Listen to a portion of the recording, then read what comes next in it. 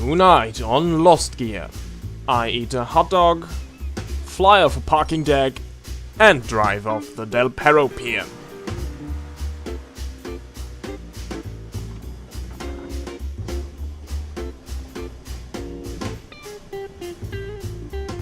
Did you ever find yourself in the situation where you are playing roulette in the casino, betting all your money on the lucky 00 and ending up being broke?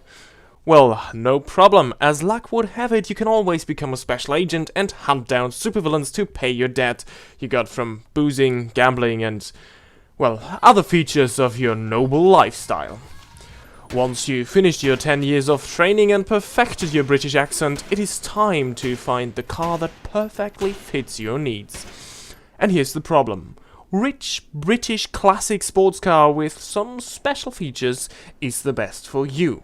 Well, we're about to find out. Today, we'll have the slick Ocelot Ardent, the classy debauchy JB700W, and the oddly shaped Ocelot Stromberg.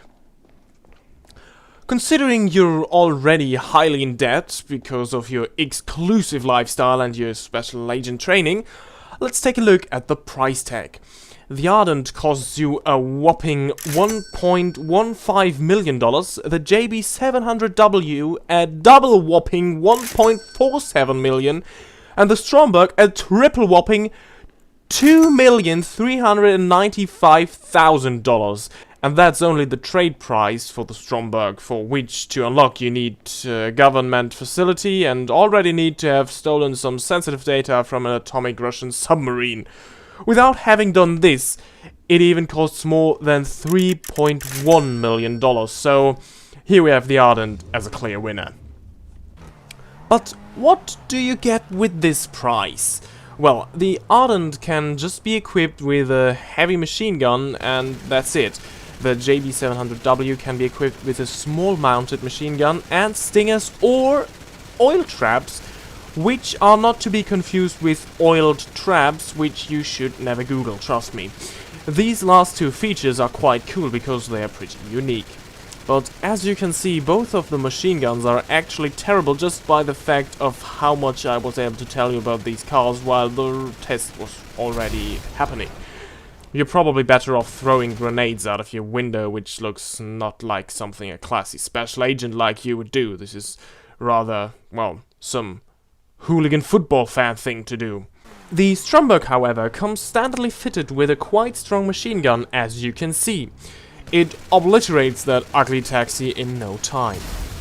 But you probably won't use it because that little odd fella comes fitted with rockets as well. You'll pay a lot, but you'll also get a lot in return from the start, as you don't have to attach these weapons like with the other two. Both the machine gun and the rockets are standardly fitted in the Stromberg as you buy it. Well, you've seen how you can blow up all the E01 Hertzes of this world, but in my opinion even more important is how cool do you look while performing a stunt. So let's take a quick look at some stunts as well. The JB700W looks very classy. The Ardent very sporty. And the Stromberg, well, it looks like a black wedge jumping from a parking lot, to be honest. Let's not forget that your supervillains own cars as well. Some might even use electric cars with a jet engine, and yes, this stuff unfortunately really exists. So let's see which cars can beat the jet car, also known as the Rocket Voltic, around our Fort Zancudo test track. And here we have the Rocket Voltic ready to set a benchmark for the super agent cars to beat. Well, and there we go. Switch off the radio because we want to enjoy the silence of the electric engine. That's the first corner, quite tricky because it closes at the exit.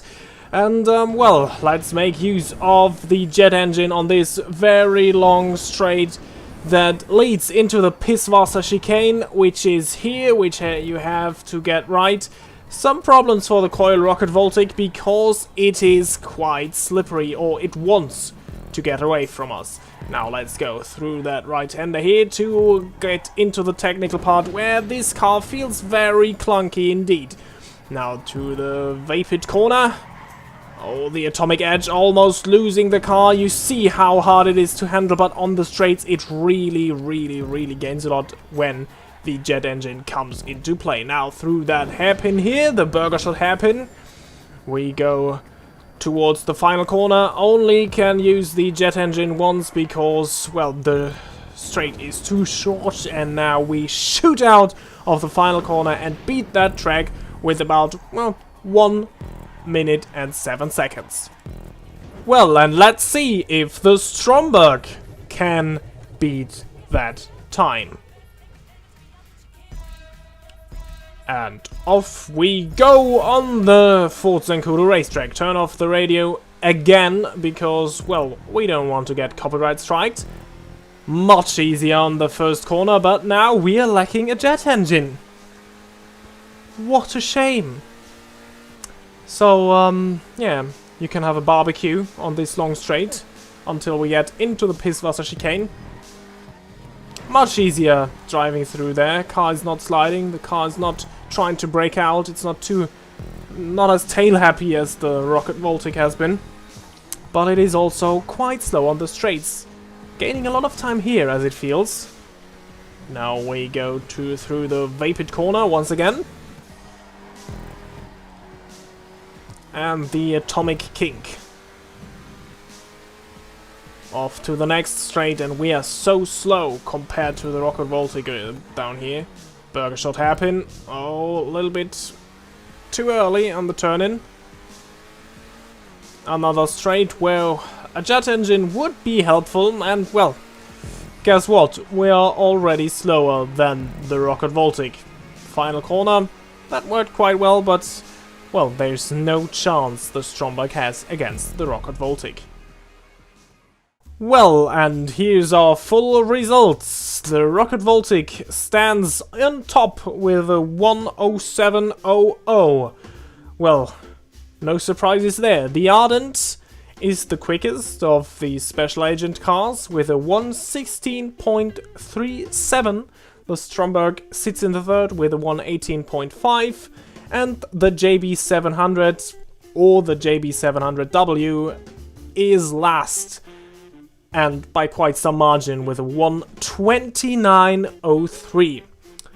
Some remarks here. The Rocket Voltic, the Ardent and the Stromberg cannot be raced in regular races, so can't the JB700W, but the JB700 and the JB700W do not differ in terms of speed, so you can use the JB700 for your races, but, well, seeing how it did against the other cars, you probably won't want to use it either, so... Well, as you can see on our Wall of Fame, all three cars fail outperforming the Rocket Voltic, so you have to hope for, well, navigation errors of your enemy that will lead them being trapped in a dead end. But what is that? He is trying to get away by using a jet ski, and now he tries to flee on his super yacht to celebrate his victory. Well, with the JB700W and the Ardent, you'd be left with nothing to do but continue your life and live in denial that you have never been a special agent and just dropped by the pier to enjoy a soggingly fat hot dog. The Stromberg, however...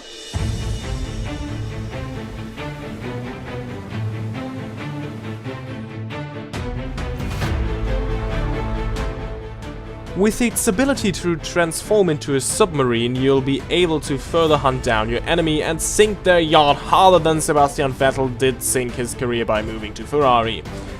Unless the yacht is unsinkable, in which case there is no other way than parking your Stromberg at the back, sneak in and join the winning party in their celebrations, because it is never too late to switch sides. At least, that's what my Italian friends say. And with that wisdom, I say goodbye and see you next time. Don't forget to like the video if you enjoyed it and subscribe if you want to see more.